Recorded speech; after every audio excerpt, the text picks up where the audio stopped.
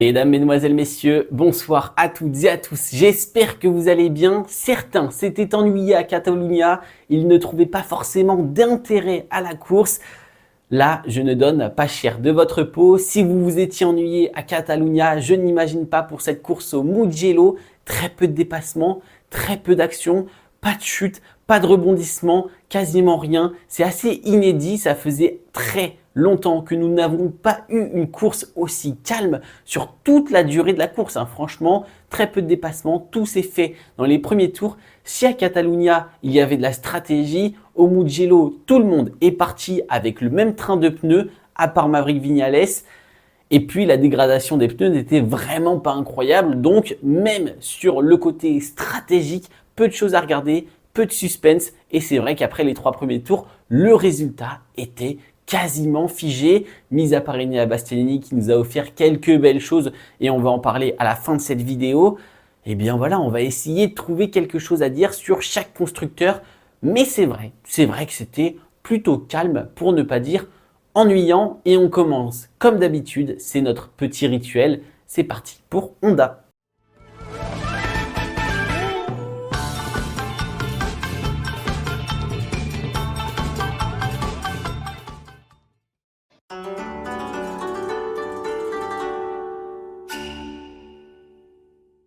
Du côté de chez Honda, c'était assez catastrophique. Catalunya était une piste hyper exigeante sur le côté aéro, sur le côté mécanique. Et alors là, au Mugello, il fallait de l'agilité, il fallait de la vitesse, il fallait énormément de choses aussi. C'est très technique comme circuit, un peu plus que Catalunya, mais c'est tout aussi exigeant. Donc bon, comment dire, si on doit résumer la course de Honda, laissez-moi chercher quelques mots pour en parler. 2 mots simplement, 0 points, 0 pointé. Des chutes, que ce soit en sprint, des chutes que ce soit en course principale avec Nakagami, avec Juan Mir, un Luca Marini totalement hors sujet, même à domicile au Mugello, et un Johann Zarco qui se débat, qui fait de son mieux, mais la moto n'est clairement pas présente. Donc je vais parler de Juan Mir car c'est le point important du Mugello. On ne va pas parler de la course car on n'a pas vu une seule seconde les Honda. Et puis franchement, il n'y avait pas grand chose d'intéressant à montrer. Un nouveau package aéro avec ces nouveaux ailerons sur la bulle avant qui sont des ailerons copier-coller Ducati quasiment, on va pas se mentir.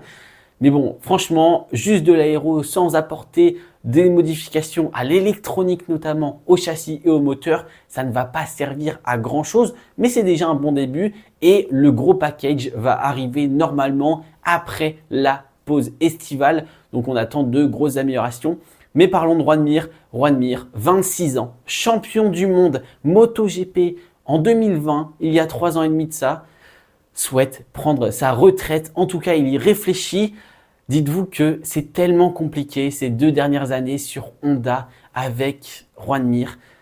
Il pense à prendre sa retraite.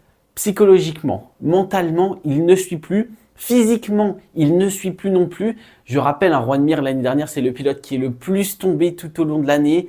C'est assez terrible de se dire qu'il y a 3 ans de ça, il était champion du monde. À 26 ans seulement, il souhaite prendre sa retraite en MotoGP. Donc franchement, c'est très difficile. Je pense qu'on ne se rend pas compte de la charge mentale, de la charge de travail et surtout de l'impact physique et mental que cette Honda a sur lui actuellement. Il se démène pour essayer de monter un bon projet. Il donne des retours pour améliorer la moto, pour que les ingénieurs travaillent dessus. Certes, les ingénieurs font de leur mieux. Certes, Juan Mir fait de son mieux. Mais c'est vrai que ça met beaucoup de temps. Chaque année, ça met beaucoup de temps à arriver. C'est normal, on ne peut pas tout faire en un claquement de doigts. Il faut tout préparer, il faut faire des tests, il faut homologuer. Et Juan Mir, il n'en peut plus. C'est compréhensible. Il tombe quasiment 1 fois, voire 2 fois par week-end. C'est très, très dur pour lui. Donc voilà, je pense qu'on a du mal à se rendre compte parce que personne ne tombe toutes les semaines, toutes les 2 semaines, personne ne tombe à 200 km/h. Ça arrive à combien de personnes sur cette planète? Et ben, ça arrive à Juan Mir, dites-vous, tu tombes toutes les 2 semaines à 150, à 200 km/h. Donc forcément, physiquement, mentalement, c'est aussi une peur. Tu te dis quand est-ce que la grosse blessure va arriver? Parce que là, il les évite à chaque fois. L'année dernière, c'était déjà compliqué pour lui. Cette année, il les évite encore, mais ça ne va pas durer éternellement, qu'on se mette d'accord. Il faut être sincère un moment, il va forcément se blesser gravement si ça continue comme ça. Et c'est compréhensible de se dire, est-ce que je continue à pousser? Est-ce que je continue à tout donner? Parce qu'on peut le comprendre aussi, ça ne sert à rien de se mettre sur la Honda, d'aller faire les week-ends et de rouler à 50% pour ne pas tomber, autant de rien faire du tout. Donc la position de Juan Mir est très difficile, mais compréhensible, je trouve. Donc voilà, que dire de plus? J'attends des nouvelles de cette situation, mais si Honda n'améliore pas la situation très rapidement, il risque de perdre un pilote, un champion du monde qui plus est, et on risque tous de perdre Juan Mir, et ça me va pas du tout. Ça me dérange un petit peu parce que j'aime bien Juan Mir, mais c'est vrai que ces 2-3 dernières années sont très compliquées. On passe à Yamaha.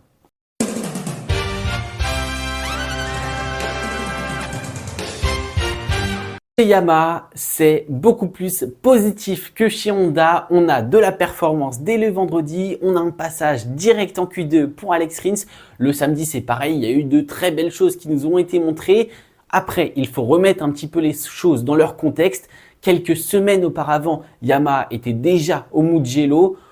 Donc, ils ont pu prendre un petit peu d'avance sur le réglage, sur tester le nouveau package. Mais en tout cas, ça fonctionne. Il y a beaucoup de retouches au niveau de l'aérodynamique. Au niveau du système d'échappement, comme je l'avais dit précédemment, je crois que le châssis a été un petit peu retravaillé aussi. Pas mal de choses. Les pilotes sont assez satisfaits dans l'ensemble. Mais alors, que s'est-il passé pendant cette course principale? On a vu un Fabio Quartararo dégringoler petit à petit et finir à la 18e place. Donc aucun point ce week-end pour Quartararo malheureusement. Et un Alex Rins, c'est pareil, même s'il était en Q2, finalement pendant la course, c'est un petit peu descendu. Alors c'est très simple. Yamaha, Quartararo, Rins s'attendaient à avoir un petit peu plus de grip générale sur la moto, que ce soit sur les changements d'angle ou sur les virages à haute vitesse, sur les longs virages. Et malheureusement, la Yamaha ne proposait pas ce grip, que ce soit sur l'avant ou sur l'arrière en sortie de virage.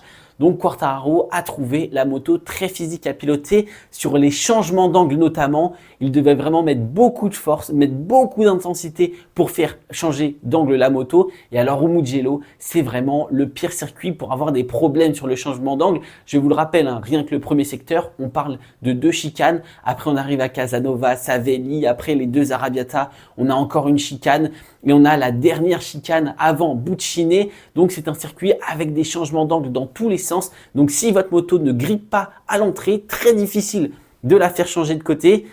Et ça a été le cas pour Fabio Quartararo tout au long de la course. Et donc, il s'est retrouvé même avec une difficulté physique à piloter cette moto. Beaucoup de fatigue sur les avant-bras. Beaucoup de fatigue dans les bras pour Fabio Quartararo, ce qui l'a fait dégringoler. Sur les phases de freinage, c'est pareil. Il n'arrivait plus à mettre la même force, la même intensité. Et au bout de cette ligne droite, arrivé à San Donato à plus de 350 km/h, si vous n'arrivez pas à freiner, ça devient un peu dangereux. Donc, il a baissé le rythme, baissé la cadence pour finir la course et ne pas se tuer. Donc ça, c'est plutôt positif, plutôt bien joué de la part de Quartararo. Même si c'est 0 points, il peut finir la saison tranquillement sans s'être pris San Donato à 350 km/h, que dis-je. Donc voilà, pour Yamaha, un petit manque de performance sur le grip, c'est ce qui va être recherché. C'est les réglages qui vont être faits dans ce sens pour le futur. Ils ont trouvé le point faible de la moto et les 2 pilotes sont d'accord. S'ils trouvent un peu de grip, ça va être positif. Mais quand on pense à l'année dernière, ce qui se passait, impossible de performer sur un tour, cette année, c'est un petit peu le contraire. Bonne performance sur un tour. Il faut juste maintenant trouver de la régularité sur une course complète. On passe à la suite. C'est Aprilia, mais chez Yamaha, il y a du positif, ça se réveille et le travail semble porter ses fruits. Donc je suis plutôt satisfait, plutôt content. On continue.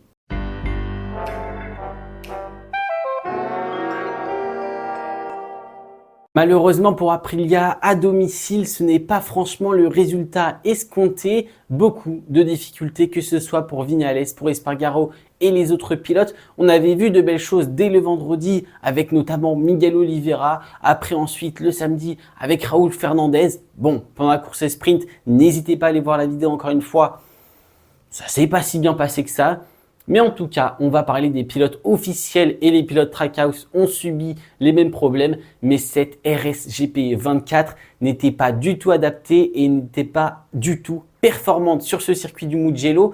Qu'est-ce qui s'est passé? Nous avons eu le droit à une moto nerveuse, à une moto très physique, un peu comme la Yamaha, un manque de grip général sur tout le circuit et aussi un manque de vitesse de pointe. On le voyait au niveau des chronos, on le voyait au niveau de la télémétrie et des vitesses max. Sans l'aspiration, la Aprilia prenait une petite pilule face au KTM, face au Ducati, que ce soit en sortie de virage après Bucciné ou alors en bout de ligne droite juste avant San Donato.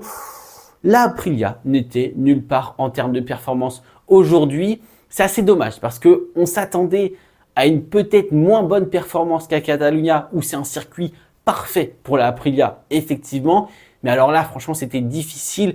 On a eu même à la fin de la course un Aleix Espargaro au bout du rouleau, à deux doigts d'abandonner. Franchement, il l'a dit en interview après, s'il y avait eu quelques tours de plus, c'était l'abandon beaucoup trop physique. En fait, dites-vous qu'on arrive en bout de ligne droite à 350 km/h, il faut arrêter la moto. Il y a beaucoup de grosses phases de freinage où en fait, il faut être sur les bras, il faut tirer la moto d'un côté à l'autre. Et comme l'a dit Quartararo, quand il n'y a pas de grip, ça demande énormément d'efforts de garder la moto sur ses roues, de la faire changer d'angle. Et donc, avec le poids des MotoGP, avec la vitesse qui est emmenée, ça demande beaucoup d'efforts et les pilotes finissent épuisés. Donc, on a un Espargaro qui s'est retrouvé avec une moto très nerveuse, avec peu de grip, en plus avec des difficultés à dépasser parce que dans la ligne droite, c'est pas facile pour les Aprilia. Et Maverick Viñales, c'est à peu près identique. Donc voilà, du côté de chez Aprilia, peu de performance, beaucoup de fatigue. Les pilotes n'ont pas réussi à bien régler la moto. La moto n'était tout simplement pas adaptée au circuit. Et voilà, pas grand chose à dire de plus, mis à part, c'est dommage. Au final, ils réussissent quand même à jouer au coude à coude avec les KTM. Ils placent quelques motos devant, enfin ça se joue quoi. Mais c'est vrai que Pedro Acosta leur a mis une sacrée fessée et on en parle tout de suite direction KTM parce que j'ai pas grand chose de plus à dire que ça, à part que la moto n'était pas performance. Et si j'ai un petit truc à dire, dites-moi si vous voyez les mêmes choses que moi, mais j'ai l'impression qu'il y a une tendance. Dès que Maverick Viñales arrive un peu à performer, tous les autres pilotes Aprilia sont loin derrière.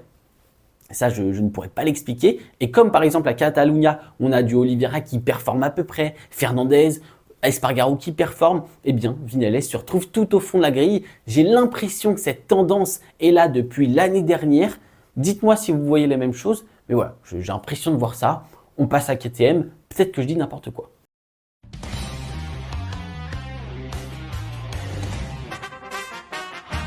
KTM, que puis-je dire? Je n'ai plus aucune défense. Alors je savais que la piste n'était pas forcément hyper adaptée à la moto, encore que je pensais qu'on pouvait avoir de belles choses de la part de pilotes comme Miller, comme Binder, peut-être se rattraper sur une piste exigeante comme celle-ci. Que nenni, rien du tout. Brad Binder, Jack Miller, c'est de la Q1, c'est nulle part sur rien, c'est franchement aucune performance. En plus de ça, Pedro Acosta annoncé comme pilote officiel chez KTM, mais boum, qui vient mettre le coup.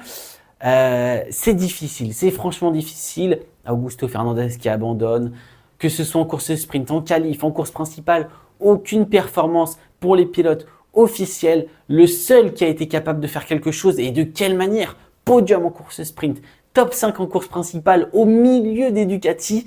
Incroyable, monsieur Pedro Acosta.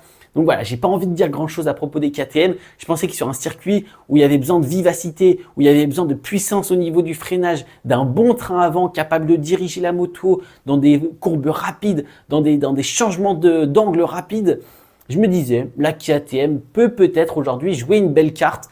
Alors là, pas du tout. Enfin, en tout cas, les pilotes n'ont pas été capables de l'exploiter. Même Pedro Acosta s'est vu en difficulté le dimanche, mais grâce à un pilotage exemplaire et aussi à de la réflexion, à un QI de course assez élevé de la part de ce jeune pilote de 20 ans, on a eu le droit à une super 5e place. Alors que s'est-il passé pour Pedro Acosta? Fin de la course sprint, il était assez chanceux. Si on regarde bien, une chute de Bastianini, une chute de Jorge Martin, il était dans le rythme assez seul finalement. Pas beaucoup de batailles, pas trop dérangé, donc il a pu bien conserver ses pneumatiques. Et voilà, mais dès la course sprint, on voyait tout de même qu'il n'avait pas non plus le rythme de Bagnaia, qu'il n'avait pas non plus le rythme de Martin ou de Marquez devant lui. Et il le disait, son pneu avant avait beaucoup de difficultés dès qu'il était derrière un autre pilote, un peu comme à Catalunya finalement. Donc c'est un des points qu'il va falloir régler.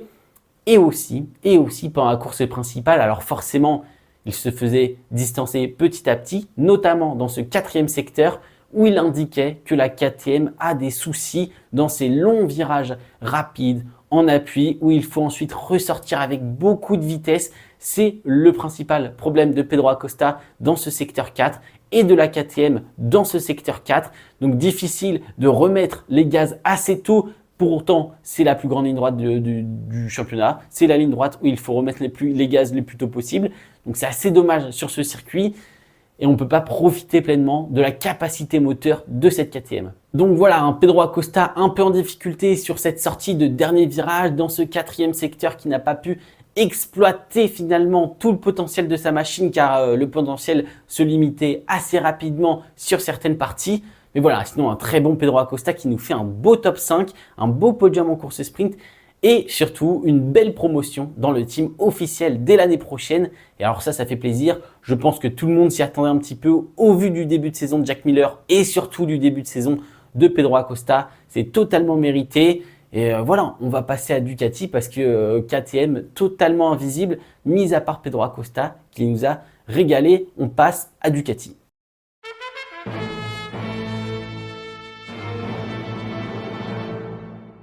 Quelle masterclass de la part de Ducati. Je ne sais pas si on arrive à imaginer comment cette moto est au-dessus du lot et ce depuis 3 ans maintenant, 2, 3, 4 ans, on peut aller par là. C'est franchement assez incroyable comment Ducati a réussi à créer cette moto, à l'améliorer et continue de l'améliorer chaque année. Si vous voulez une statistique, si vous n'avez pas bien vu, pas bien compris le résultat, déjà le top 4, c'est 4 Ducati. Ça fait combien de fois que les podiums sont full Ducati? Ça devient limite plus amusant. Voilà, j'ai envie de le dire, faut que ça s'arrête un moment. Le seul pilote qui arrive à rivaliser un minimum, c'est Pedro Acosta. Et encore, il est à 5 secondes derrière. Donc, on ne peut pas vraiment appeler ça rivaliser. Sur les premiers tours, oui, pourquoi pas. Mais ça a vite disparu. Le top 4, imbattable. Déjà, c'est tout le temps les mêmes 4 pilotes. C'est tout le temps le même podium avec Martin Marquez, Bagnaia. On n'en peut plus. C'est tout le temps 3 Ducati sur le podium. Et surtout, la statistique, il y a Pedro Acosta 5e qui essaye de se débattre, qui essaye de gêner un petit peu ses Ducati. Mais derrière Pedro Acosta, c'est encore 2 Ducati. Après, on a un Vignales qui, lui aussi, à sa manière, essaye un peu de gêner Ducati. Mais derrière lui, c'est encore une Ducati. 7 Ducati dans le top 8. On a eu 7 Ducati dans le top 10. On a 8 Ducati sur la piste. Mis à part Marco Bezzecchi qui est nulle part, qui nous a fait un casque pour rester zen, certes. Mais je préférerais qu'il s'énerve un petit peu, qu'il commence à se stresser un petit peu parce que là, on est sur des performances exécrables, on ne va pas se mentir. On a son coéquipier, Monsieur Régularité, tout le temps dans le top 7, Monsieur Fabio Di Giannantonio, qui m'impressionne toujours, qui partent de la Q1, qui soit mauvais pendant un sprint, qui galère pendant la course, toujours à la fin, il finit 7e ou mieux. Donc franchement, c'est très agréable de voir ça. C'est un super pilotage qu'il nous propose à chaque fois. On l'a vu un peu en difficulté, mais contrairement à son coéquipier, on a la surprise, la régularité et on a la déception, la régularité aussi, mais dans le mauvais sens du terme. Donc voilà, on peut parler de tous les pilotes Ducati. On ne va pas le faire parce que oui, voilà, Alex Marquez très bien, Fabio Di Giannantonio très bien, Franco Morbidelli, on va en parler, on s'arrête 2 minutes. Ça faisait déjà plusieurs courses, que ce soit le passage en Q3, la practice réussie, la course sprint où il arrive un petit peu à se montrer, quelques points pris pendant les courses principales, même s'il y avait de la chute, il y avait des erreurs, il y avait de mauvaises choses, certes. Là, il a tout mis bout à bout, la practice, la Q2, la course sprint, la course principale, tout est parfait, il faut le souligner. Enfin, une performance notable avec cette GP24. C'est agréable de retrouver Franco Morbidelli sur un bon rythme. On l'a vu pendant la course sprint, on l'a vu pendant la course principale. Il y avait du rythme, il y avait de la régularité. Oui, c'est le Mugello, oui, il est à domicile, il connaît très bien le circuit. Mais il faut souligner quand il y a de belles choses comme ça. Et j'espère que ça ne va pas être comme Marco Bezzecchi à Jerez. On va revoir, j'espère, Morbidelli. Mais il est sur une pente ascendante en termes de performance. Donc j'ai bien l'impression que ce n'est pas la première fois, ni la dernière fois qu'on le verra dans ce top 6, top 7, top 8. Et c'est plutôt agréable. Je suis agréablement surpris. On passe maintenant au top 4, toujours les mêmes, ceux qui jouent le championnat, ceux qui sont très clairement au-dessus du lot. Et j'aimerais parler de Marc Marquez qui, là, on voit un petit peu la différence. Alors Marquez, en termes de pilotage, en termes de pilote pur et dur, il est au même niveau que les 3 autres, voire un peu au-dessus sur certains circuits, un peu en dessous sur d'autres circuits. Mais la différence, je pense qu'aujourd'hui, elle s'est vraiment faite sur la GP24 et la GP23. On avait, je pense, cette petite différence. quand aujourd'hui les autres avec la GP24 arrivent à délivrer tout le potentiel de la moto après avoir vu différents circuits, différents settings, différents types de température, de conditions, ils commencent à connaître parfaitement la moto. La GP23, je pense que Marquez la connaît parfaitement, Gresini la connaît parfaitement avec toutes les données qui sont disponibles.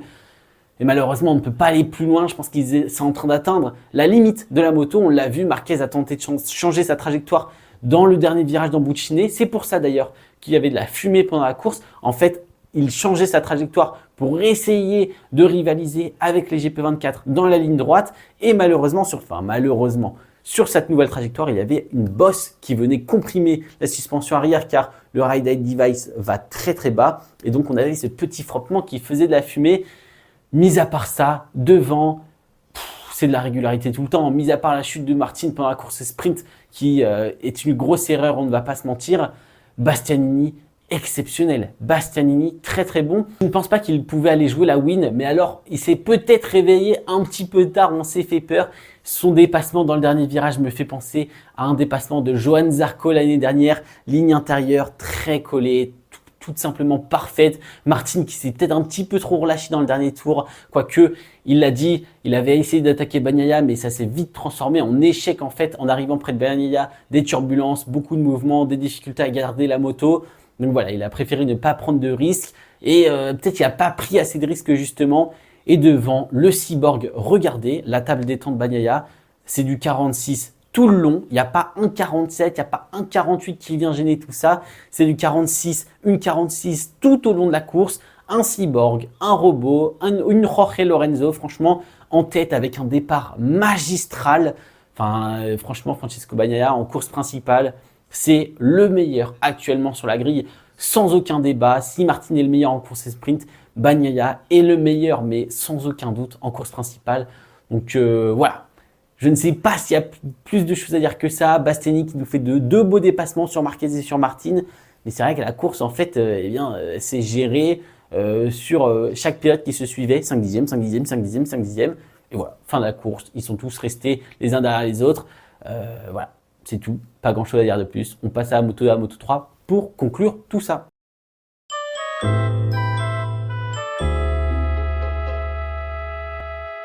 Moto 2, la Moto 3, on ne va pas se mentir, c'était presque pareil que la Moto GP. On a eu franchement des courses plutôt calmes. Alors je vais revenir sur l'incident, le drapeau rouge en Moto 3. J'ai eu très peur. Xabi Zurutuza qui vient tomber à la sortie de l'Arrabiata 2. Malheureusement, ça m'a rappelé, je pense que vous aussi, un incident qui s'est passé quelques années auparavant où ça a été un incident meurtrier malheureusement. Et franchement, quand j'ai vu qu'il ne se relevait pas, qu'il y avait toujours les docteurs, qu'il y a eu le drapeau rouge, heureusement qu'il y avait marqué rider conscient en dessous, parce que franchement, je me suis dit, ah ouais, là, on revit quelque chose de terrible, de dramatique pour le sport. Et c'était franchement un feeling très désagréable parce que ça ressemblait centimètre pour centimètre à une action qui s'était déjà produite et on ne voulait pas revoir ça sur ce même circuit, dans ce même virage, dans cette même sortie de virage. Donc très heureux que tout aille bien maintenant. Il a mis un post Instagram, tout va bien, j'ai checké. Vous pouvez les checker, envoyer de la force parce que grosse chute, quelques fractures tout de même. Hein, il n'en sort pas indemne, quelques fractures, mais en tout cas, sa carrière va continuer et puis il peut marcher, il peut continuer la moto, tout va bien, un peu de repos forcément, mais voilà, soulagé que Xabi Zurutuza s'en sorte indemne quasiment et en tout cas, on va le voir continuer la moto, ça fait plaisir. Sinon, en Moto 3, après ce drapeau rouge, eh bien, on a eu une bonne course avec une victoire de David Alonso qui maîtrise son sujet en Moto 3. Donc franchement, c'était franchement pas mal. C'était vraiment pas mal. Après, on a Rueda, Holgado qui tombe, qui prend ses longues laps. Alors, les deux longues laps de Daniel Holgado, je suis pas forcément pour. On est dans le premier virage, il y a du monde, voilà, il est vite, il se rate un peu, certes, il n'est pas forcément à 100% dans le contrôle. Il fauche un peu Rueda, oui, je vous l'accorde. Oui, après, il ruine la course de Rueda, forcément. Mais est-ce que c'est un double long lap avec tout ce monde-là? Je ne sais pas trop. Voilà, encore une fois, les pénalités, la direction de course en ce moment, c'est assez catastrophique. Donc, on va pas s'éterniser là-dessus. Sinon, On pourrait s'énerver pour rien, mais Rueda, c'est dommage, il est en train de… Là, il perd le championnat. Encore une fois, c'est un peu de la malchance, mais bon, Rueda qui perd le championnat très clairement sur cette action. Je pense que c'est fini. Là, Weier, Ortola qui vont peut-être essayer de gêner Alonso, Holgado aussi qui va essayer. Mais là, je pense qu'il a pris une distance et qu'il est en train d'être… Il est dans une confiance, dans un mindset. Il va être un petit peu imbattable. J'ai envie de dire imbattable, c'est le mot pour le reste de la saison, je pense. Et en Moto 2, avec une course raccourcie, on a eu le droit à pas mal de dépassements, à pas mal d'actions. C'était plutôt sympa. Donc ce format avec une course plus courte à cause du drapeau rouge de la course de Moto 3, eh bien ça nous a donné quand même quelques batailles de l'action jusqu'au bout de la course et victoire de Joe Roberts. Sergio Garcia était un petit peu plus loin. Fermin Aldeguer, malheureusement, après sa blessure, n'a rien pu faire. Voilà, c'est assez dommage, mais il n'a rien pu faire. Et voilà, donc belle victoire de Joe Roberts qui relance totalement le championnat. Et voilà, on a eu des belles choses. Ayogura comme d'habitude, Alonso Lopez qui est toujours au top. Donc on a de belles choses en Moto 2. Pas grand chose à dire parce que la course n'était pas non plus incroyable. On n'a pas eu des choses dans tous les sens. Mais à regarder, c'est assez court, c'est assez rapide. C'était agréable à regarder. Donc voilà. Merci d'avoir regardé cette vidéo. J'espère que j'aurai quand même pu faire un bon résumé pour une course qui a été vraiment très calme pour le coup. Et voilà, merci d'avoir regardé. N'hésitez pas à vous abonner si ça vous a plu. La petite cloche, le petit pouce bleu, tout ça. On se dit à plus. Grande pause de 3 semaines. Donc là, on va franchement s'ennuyer et on n'a pas fini avec la meilleure course. C'est un peu dommage, on va peut-être se re-regarder d'autres courses. Mais en tout cas, salut.